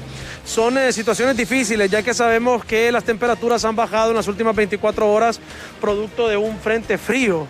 Y pues tenemos en cuenta de que este tipo de personas que no tiene un lugar donde pasar la noche, viene aquí a estos sectores e intenta sobrevivir la noche. No observamos ningún tipo de botellas alcohólicas, pero la gente en la zona nos ha verificado y nos ha dicho que en realidad era uno de los famosos pacheritos que pasaban por acá y que lamentablemente ha perdido la vida. Marco, también en este momento nos han hecho una denuncia porque hay una persona que puede ocurrir prácticamente lo mismo aquí, en unos cuantos pasos. Ya lo vamos a tener en este momento, solo vamos a esperar a cruzar la calle de manera cuidadosa, y vamos a observar aquí que también hay otra persona que en este momento está prácticamente igual, y una persona que no lo han identificado, así que hay que realizar el debido llamado a todas las personas para que vengan acá, o a las personas que están encargadas de estos proyectos, y lo puedan llevar. Los vecinos nos han venido a decir que en este sector él ya tiene aproximadamente unos 3 o 4 días de estar acá, se le están brindando alimentos. Sin embargo, esto puede ser una tragedia también en proceso, porque este es un señor que no tiene dónde vivir, y es el llamado que le debemos hacer nosotros también a las autoridades que están encargadas de este tipo de proyectos para tener en cuenta que estas personas también son seres humanos y que necesitan el apoyo de todos nosotros y también el apoyo de las autoridades para que puedan tener un lugar seguro donde pasar sus noches y no terminar como la persona que acaba de fallecer en este momento en el parqueo del barrio Medina. Vamos a dejar este contacto hasta acá con las imágenes de Marco Villeda. Vamos a regresar a los estudios principales. Bien, muchísimas gracias, Samuel. Lamentable información la que se registra a esta hora de la mañana en la zona norte del país. Una persona, repetimos, ha fallecido a causa de intoxicación y ya nuestro compañero Samuel Cuello nos ha dado el reporte a esta hora del día. Pero vamos a continuar con más información aquí en Honduras. Ethel Valladares.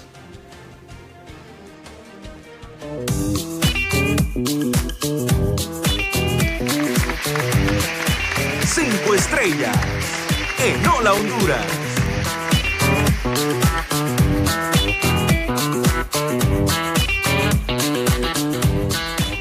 Claro verdad que sí, Efer, y es tan importante hablar sobre cómo el músico se reinventa en la pandemia, cómo lo hacen, de verdad que la pasión y el cariño pues se traduce en buena música, en trabajos impecables de estudio, y aquí tenemos vía Zoom a nuestro amigo Canelo y también a Chia Casanova, que están pues estrenando un material buenísimo, muy agradable, muy lindo, disponible ya en todas las plataformas, en Spotify, para todos los que lo tengan, ahí lo pueden buscar, Reaching Higher. Y pues comenzamos con Canelito. Canelo, ¿cómo estás? Buenos días, esperando que estés muy bien, y luego vamos a ir con Chia para saludar primero y luego pues para comentar acerca de esta fusión. ¿Cómo estás? Hola Honduras, buenos días Ethel, Chia, buenos días. Un gusto saludarlos a todos. Bueno, todo bien, gracias Ethel. Eso es, te hice madrugar, ¿verdad? Un poquito. La madrugada. Chia, ¿cómo estás? Ahí está, eso es, que así tiene que ser la plática. Chia, buenos días. Ha sido un año pues muy bueno también. Has estado con Supernova, que es un súper trabajo junto a Jorge Paz, fabuloso trabajo, y ahora pues con Canelo. ¿Cómo estás? Hola Ethel, pues gracias por invitarnos a platicar un poquito sobre esta canción y bueno, hablar un poco sobre la música, ¿no? Eso es, la música. Canelo, ¿cómo se te ocurrió hacer este trabajo? Porque habías estado en un tema bien fuerte. Iniciaste y terminaste el 2020 con un tema político, social, hablando de la migración, pues te volviste hasta cierto punto en un contexto un poco más protesta, un poco más de denuncia. Sí. Fíjate que usualmente yo escribo más tirando para este rollo como a lo positivo, la unificación y todo esto. Con Chia tenemos una buena amistad hace bastantes años, ya hemos trabajado en otros proyectos y no sé, tal vez el año tenía ganas de comenzar aportando un poquito más de energía positiva, un mejor mensaje. Lo otro son cosas nada más que como músico creo que tengo que soltarlas, sacarlas. Pero este año quería comenzar un poco llamando más a la unificación y por eso con mi brother hicimos una canción que invita a esto. ¿Y cómo es el trabajo pues en pandemia, Chia? ¿Cómo estás haciendo tú estos en estudios? ¿Se juntan? ¿Cuántas personas pueden estar en un estudio? ¿Cómo lo vas manejando en tu caso, Chia? Pues creo que por mi parte quizás me ha tocado un poco trabajar remotamente, en este caso particular con Canelo, pues sí nos vimos un par de veces, pero la verdad que hicimos mucho trabajo, pues cada quien por su cuenta, ¿no? De repente con el recurso con la facilidad que nos da el internet, pues de repente yo trabajo en algo, él trabaja en algo y nos los mandamos y quizás solo nos mirábamos cuando hacía falta vernos, pero creo que ahorita en la pandemia creo que he tenido que recurrir mucho a eso, ¿no? A de repente trabajar mucho de lejos y solo verme con la gente cuando realmente es necesario. Y en el caso pues del estudio ya del proceso de remasterización, ¿cómo lo hicieron? ¿Quién está con ustedes? ¿Algún ingeniero de sonido? ¿O lo hicieron entre los dos? ¿Cómo fue? Dale, Chia. Bueno, la verdad que yo tengo mi estudio acá, que es un estudio que pues tengo en mi casa y la verdad que pues acá tengo todo lo necesario para trabajar. En este caso, esta canción, pues casi todo lo hicimos entre Canelo y yo. Todo lo grabamos acá, recurrimos a muchas pues técnicas de producción, podríamos llamarlo, para llevar la canción a cabo y básicamente lo único que outsourceamos, por así decirlo, fue lo que decís, que fue el máster, ¿no? Que de repente casi todos los trabajos que yo realizo, los mando a masterizar afuera, a México, pero digamos que realmente todo el trabajo lo hicimos entre Canelo y yo. Eso es muy bueno porque quiere decir que el 99.9 de ese trabajo se está haciendo aquí, en casita. Claro. Y me da mucha alegría porque ustedes son pues talentosísimos. Canelo, la letra es un poco relajada, como dices, es un ADN tuyo muy positiva, muy de dejar vivir, de fluir. ¿Cómo fue escribir esto? Contanos. Fíjate que fue un proceso bien fácil, divertido. Hablaba con Chia. Trabajamos un poco al revés, la canción la empezamos a abordar desde el coro, que ese sí lo escribimos juntos en una de las pocas reuniones que tuvimos presencial Y teniendo ese punto de partida y la idea, cada quien después fue desarrollando sus ideas y fuimos unificando, vos arregla aquí o yo arreglo allá, y al final creo que salió un balance bien bonito, un mensaje bien interesante, como te decía, pues va más orientado, creo yo, al conocimiento personal y a la unificación general. Cuando escuchen la canción, ahí van a poder detectar ciertos elementos que llaman a esto. Totalmente. Has dicho dos palabras claves: unificación general. Y ya pues para ir despidiendo, invitarles que ustedes pues promocionen sus redes sociales, sus plataformas, tanto en tu caso Canelo como en el caso de Chía, y muchísimos éxitos Chía con Supernova, que ha caído muy bien en los charts de Spotify y de otras listas. De igual manera Canelo, pues de verdad el cariño y la admiración para que ustedes inviten a su gente para que le siga, para que escuche su música. Chía. Bueno, gracias Ethel por habernos invitado a platicar un poco sobre la canción. Bueno, invitamos a todo el mundo a que escuche esta canción, una colaboración que hicimos Canelo y Chía Casanova, una fusión bien interesante de pues un género que realmente pues ambos creo que, bueno, Canelo yo creo que lo ha explorado un poco más, en mi caso creo que es de las primeras veces, pero creo que hicimos una fusión muy interesante y pues la pueden encontrar en todas las plataformas digitales. La canción se llama Reaching Higher y esperamos que les guste mucho. Muy bien. Canelo. ¿Está dormido, Canelo? Nada, como dice Chía. No, es para no mezclar, hablar al mismo tiempo. Nada más invitarlos a todos y a que escuchen la canción, la compartan, la disfrutan. Al final yo pienso que la música termina de crear y llegar a su ciclo cuando llega a los oídos de las personas y ellos pues hace un poco de eco en ellos. Por nuestra parte creo que va a seguir saliendo bastante música este año a falta de conciertos.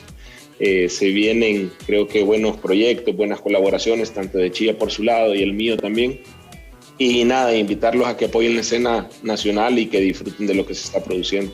¿Ustedes creen que podríamos hacer un poquito a capela de Reaching Higher, aunque sea ese corito que escribieron los dos? ¿Se animan? No. Pues podemos probar, pero no sé si el internet nos deja. ¿Quién hace la primera y quién hace la segunda? Ahí va, vamos a probar, pues. Vamos a hacer I'm gonna take my time, gonna feel the flow. Every single moment running to this song. Open up my arms. Es que está difícil ahí con... No, son bromas. Se escucha al revés. Son bromas. Ustedes son muy talentosos. Sí, con gusto, muchachos. Este es su espacio, de verdad, por Honduras, por esa unificación que lo han dicho ustedes. En pandemia, pues no hay que detenernos. Hay que aguantar y hay que echarle para adelante, que nada más eso queda, ¿verdad?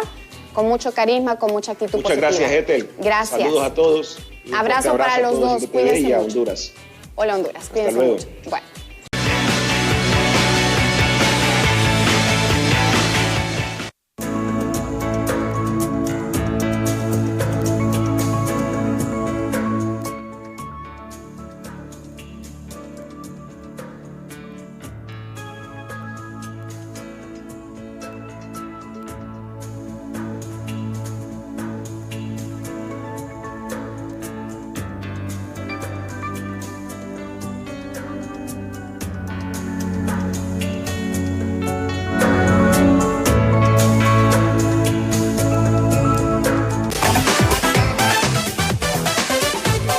Agenda Legal en Hola Honduras.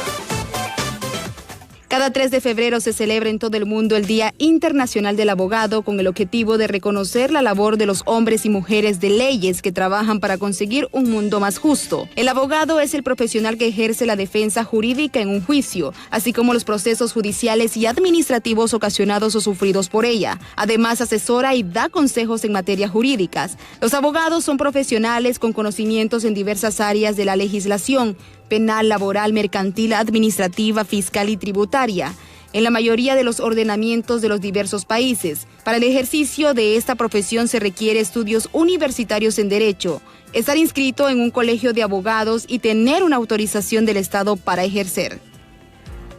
Bueno, y desde Hola Honduras, por supuesto, saludamos y felicitamos a todos los abogados en este Día Internacional Y precisamente tal como lo mencionaba la nota introductoria, queremos hoy pues conmemorar su labor, reconocer su trabajo y por supuesto brindarle nuestra admiración y respeto desde estas trincheras.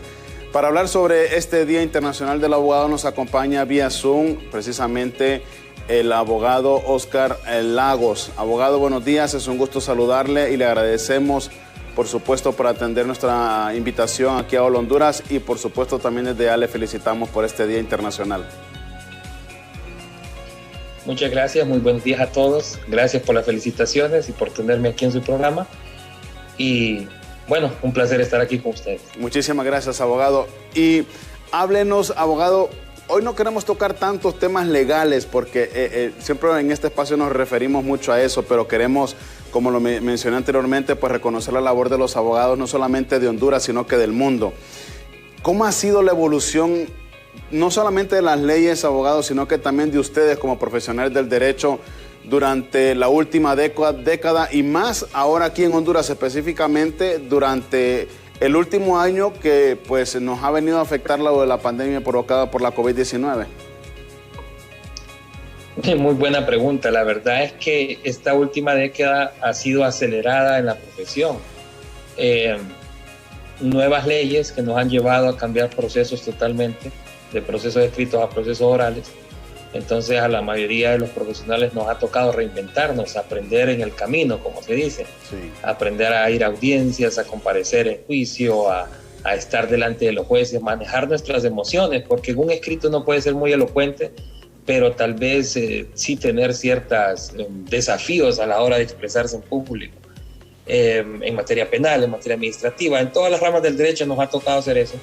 Y bueno, este último año también ha sido un reto para la profesión. Por un lado, el tema del COVID nos ha detenido muchísimo, no solo los abogados, sino a nivel nacional. Muchos colegas han estado detenidos, lastimosamente, y por circunstancias que se escapan de las manos, ¿verdad? Pero también se han aprobado nuevos procesos, nuevas leyes para agilizar los trámites legales. Tenemos la situación de ya las audiencias y agilizar procesos de manera digital, que eso es una innovación, es algo nuevo, es algo muy bueno, debo decir. Y nos toca a nosotros como abogados estar en constante estudio y análisis de las nuevas leyes que están saliendo. Y no solamente en Honduras, sino también de los procesos de los tratados internacionales, de las doctrinas que se están llevando a cabo ahora para mantenernos actualizados y poder ejercer de la mejor manera. Abogado, usted ha mencionado algo muy interesante, el tema de la evolución digital. Nos ha tocado a todos reinventarnos en esta pandemia y Honduras pues ha tenido que dar pasos agigantados en el tema de la digitalización, tener sesiones vía Zoom, vía Skype, tener este tipo de conversaciones como nunca lo habíamos hecho anteriormente con usted ahora en estos instantes. Y ha sido fácil para el tema de las leyes porque no es lo mismo, obviamente, que un médico lo revise a uno de manera presencial a que un abogado también esté de manera presencial defendiendo X caso. Mire, definitivamente implica grandes retos, todo implica grandes retos, no es lo mismo. No quiero calificarlo entre si es fácil o es difícil, sino que es diferente. Y tenemos que tener la habilidad de adaptarnos a los cambios, a estos nuevos procesos. Una de las primeras medidas que se adoptaron a principio de la pandemia el año pasado fue que se podían desarrollar reuniones de las asociaciones o de las personas jurídicas vía digital. Entonces las sociedades mercantiles pudieron hacerlo, pero también las ONGs e incluso instituciones estatales que necesitaban la toma de decisiones. Entonces ha sido algo bueno porque nos ha ayudado a acelerar los procesos y nos lleva a tomar decisiones más expeditas.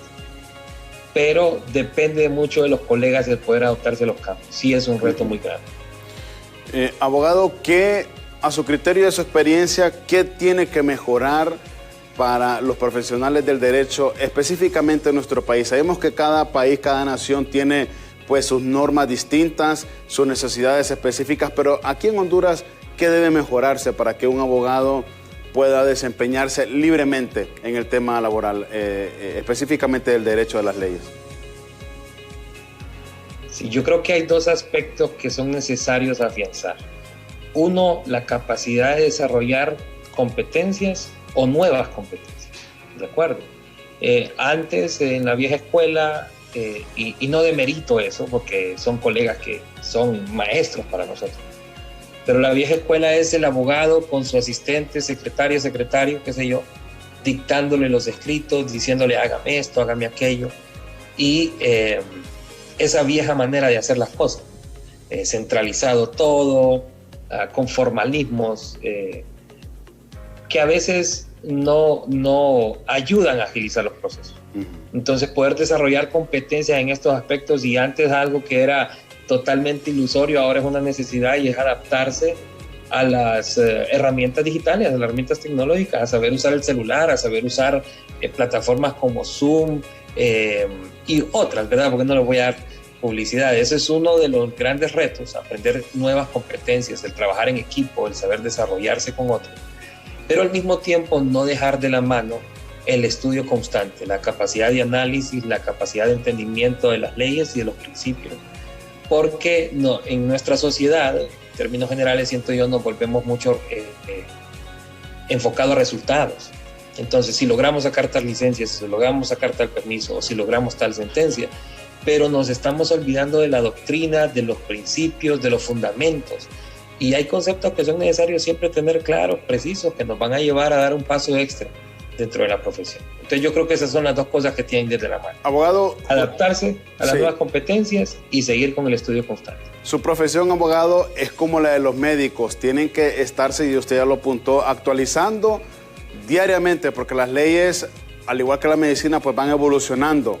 Es crucial, considera usted, que en nuestro sistema jurídico actual en el país haya también una constante capacitación gratuita para todos aquellos abogados que están en funciones actualmente. Definitivo. Aquí todos los actores tienen que estar presentes, y yo sí refiero esto al Colegio de Abogados. Tiene que ser más beligerante, más en pro del gremio, buscar la constante capacitación. Sé que lo hacen, sé que hay varios cursos, varios diplomados que el colegio hace, pero tiene que ser ir un poco más allá, ¿verdad? Y yo hago un llamado también a las otras asociaciones y a los mismos colegas, inscribirse en cursos, no necesariamente solo de derecho, también de otras competencias, que nos ayudan a tener un conocimiento general. Pero sí es necesario estar en constante cambio, en constante estudio. Las universidades también tienen que hacer este tipo de diplomados. Yo hago ese llamado también a estas instancias, porque pues un abogado, es cierto, está licenciado y puede ejercer, pero no todo lo que lee lo va a entender, necesita a alguien siempre que le enseñe. Entonces sí hago un llamado a estas instancias para que podamos seguir manteniendo un estudio constante. Abogado Oscar, le agradecemos una vez más por su tiempo, y por supuesto le enviamos desde Hola Honduras nuestras más cordiales felicitaciones en este Día Internacional del Abogado. ¿Dónde podemos ubicarlo? Si usted ofrece servicios también, abogado, pues es importante que la población conozca sus redes sociales y su número de teléfono para que lo puedan contactar para cualquier pues eventualidad.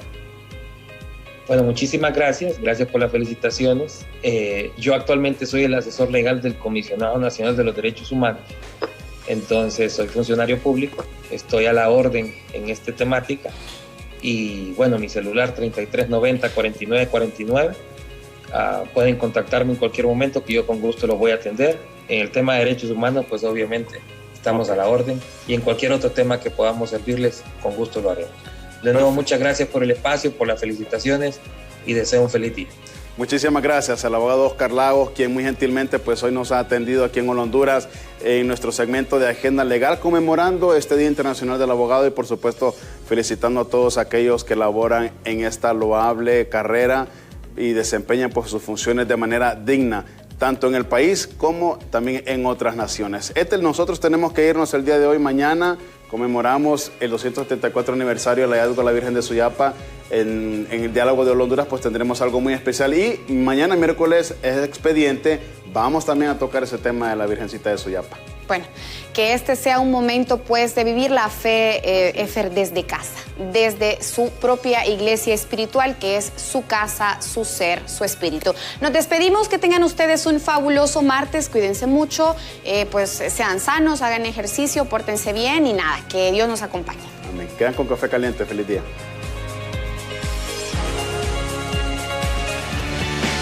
Buenos Buenos días y bienvenidos a Hola Honduras, desde la ciudad de Tegucigalpa y en vivo desde los estudios de VTV. ¡Comenzamos!